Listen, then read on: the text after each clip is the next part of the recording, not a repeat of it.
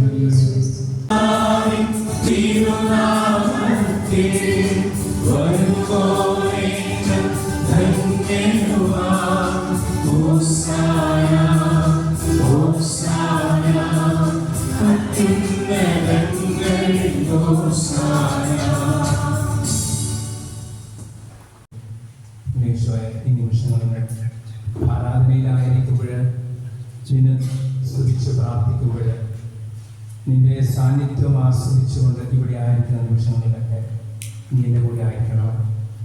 നീ എന്നെ ശക്തമായ അടയാളങ്ങളാൽ ചുരുക്കണം. യേശു നിന്നോടുള്ള സ്നേഹത്തിൽ എന്നെ വളർത്തണം. നമ്മൾ വിശുദ്ധ യോഹന്നാന്റെ സുവിശേഷത്തിൽ 1-ാം അധ്യായത്തിൽ ഇപ്രകാരം കേൾക്കുന്നു: ദൈവം അയച്ച ഒരു മനുഷ്യനുണ്ടായിരുന്നു, അവന്റെ പേര് യോഹന്നാൻ എന്നാണ്. അവൻ സാക്ഷ്യത്തിനായി വന്നു, വെളിച്ചത്തിന് സാക്ഷ്യം നൽകാൻ, അവൻ വഴി എല്ലാവരും വിശ്വസിക്കാൻ. അവൻ വെളിച്ചമായിരുന്നില്ല, വെളിച്ചത്തിന് സാക്ഷ്യം നൽകാൻ വന്നവനാണ്.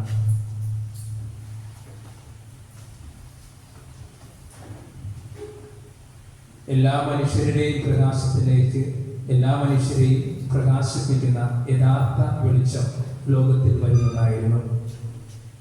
അവൻ ലോകത്തിലായിരുന്നു, ലോകം അവനിലൂടെ സൃഷ്ടിക്കപ്പെട്ടു, എങ്കിലും ലോകം അവനെ അറിഞ്ഞില്ല. അവൻ സ്വജനത്തിന്റെ അടുത്തേക്ക് വന്നു, എന്നാൽ അവർ അവനെ സ്വീകരിച്ചില്ല.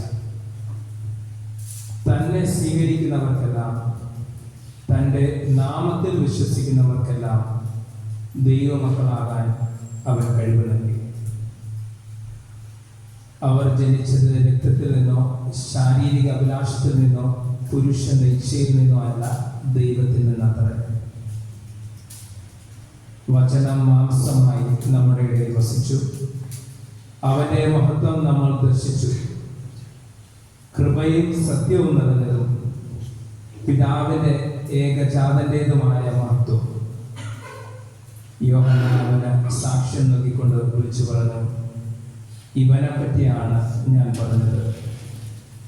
എൻ്റെ പിന്നാലെ വരുന്നവൻ എന്നേക്കാൾ വലിയവനാണ്, കാരണം എനിക്ക് മുൻപ് തന്നെ അവനുണ്ടായിരുന്നു. അവന്റെ പൂർണ്ണതയിൽ നിന്ന് നാം എല്ലാം കൃപയ്ക്കുമേൽ കൃപ സ്വീകരിച്ചിരിക്കുന്നു.